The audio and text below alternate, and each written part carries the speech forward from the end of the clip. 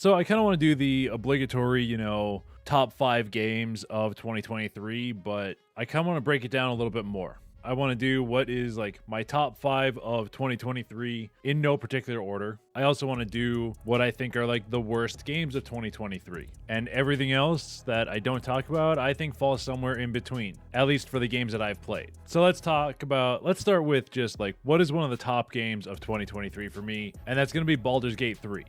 Really good story. I think it's fun because we're playing it together, and I like the mechanics of it. Is it a perfect game? No, but it is very deserving of like the 9.5s and 10s that it got. So that's one of my top games. If we're going to go and drop to like, a bottom game, The Day Before. You kind of saw that coming, right? Like I talked about it earlier this year, how it looked boring and I didn't care for the way that it looked. Looking at gameplay on release, it's just a pile of shit. Or I should say it was until the company shut down and the servers are shutting down in January. It's just a pile of shit. That's all it is. And I don't respect Mytona. I don't respect Fantastic as freaking game developers and publishers, so they both can go fuck themselves. But let's get back into the highlights of the year. One of the other games that I really liked this year was Remnant 2. I really liked Remnant 1 when it came out. We played a lot of that. We've played a good amount of Remnant 2. We're playing back through it again with the Awakened King DLC that just came out, and Kyle just picked up the game, so we're playing through with him. But yeah, I really like the gunplay. I think the story's okay of Remnant 2, but I think the best thing about the game is its gunplay and its mechanics. Speaking of mechanics, let's go to the one of the games of this year is just like, it has horrible mechanics, horrible run time, is just fucking boring, and is just kind of altogether, I think, a piece of shit. And that's Redfall. I am so glad I didn't purchase this game and we played it on Game Pass, because it is one of the biggest letdown disappointments of this year. Because I thought, okay, it's Arcane, it could be good. Then it turned out to just be a pile of repetitive shit. And the only way that I'm ever going to touch this game again is if this channel hits, what was it? What was the agreement that me and Mike had? I think it was either 1,000 or 10,000 subscribers. When I hit that milestone, me and Mike will go back and play through this game and just probably have a horrible time of it. So yeah, I guess that leads into, maybe like the video if you did. Hit that subscribe button so you can force me and Mike to play a game that's just utter garbage. Now that I've got that just horrible taste of a game in my mouth, we need to refresh our palate with the game you probably think is going to be on here, Lethal Company, because Lethal Company is just fun.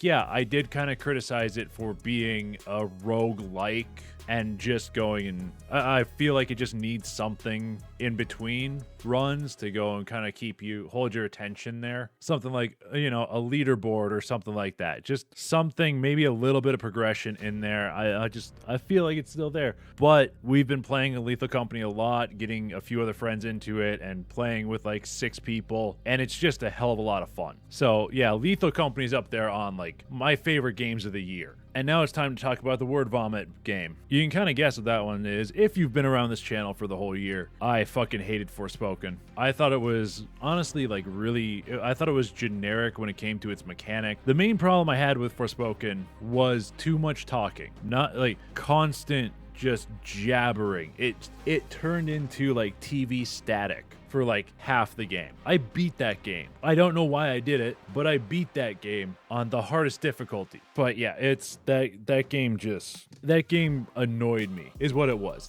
I can find annoying mechanics in games. I always think games have this one annoying mechanic that you can kind of point out and be like, I don't really like this, and here's the reason why. I just thought that whole game was generic and annoying, but at least the VFX were good for the attacks. I will give it that. But if we want another game that has really good VFX and just a really good art style, and that I honestly sure, I didn't understand certain things being translated from a tabletop war game to a video game. So there was problems there with my understanding, and I get that. But we're talking about Bolt Gun. Warhammer 40k Bolt Gun was probably my second favorite shooter behind Remnant 2 this year. Everything felt meaty, it felt Warhammery, and it was fast-paced and fun to play. That is the best thing about it. So that is easily that is in my top 5. Then we get to the controversial bottom of my list pick, Starfield. I personally think it was overhyped.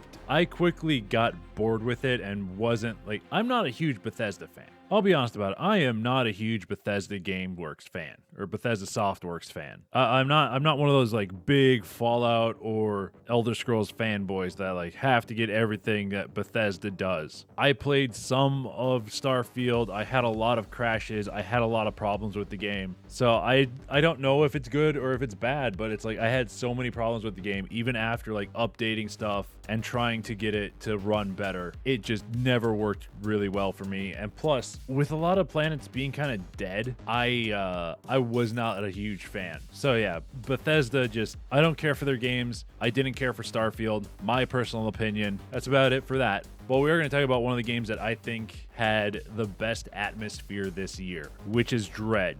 Because Dredge had that kind of, I don't know if it was suffocating atmosphere, but it felt like it had a really heavy atmosphere within the game, and it wasn't one of those super scary games, but it had its moments of oh shit. And I really enjoyed the game. I thought it was one of the best games of the year, especially in terms of atmosphere. A lot of the games that came out that I did play and stuff like Atomic Heart and stuff like that, I put them more into a middle category of, I don't entirely hate it. I don't think it's as bad as Redfall or The Day Before, but I don't think it's as good as Bolt Gun or Dredge or Lethal Company or Remnant 2 or Baldur's Gate 3. It falls somewhere in between. And ones that are there's some that are higher towards that top 5, like Tears of the Kingdom, like After the Storm, stuff like that. I like it, but then there's also stuff like Wulong Dynasty where I tried playing it and it broke. And it's just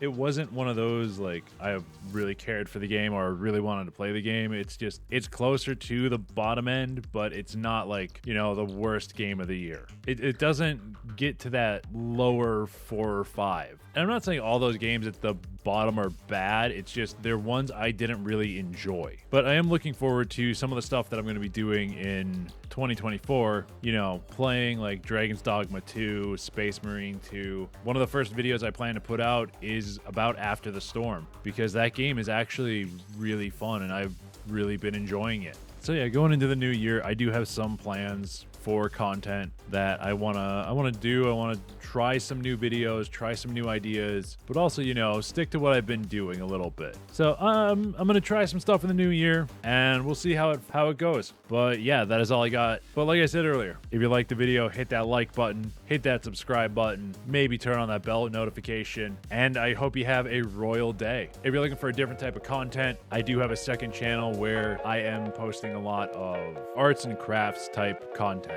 If you feel like it, maybe go over there and subscribe.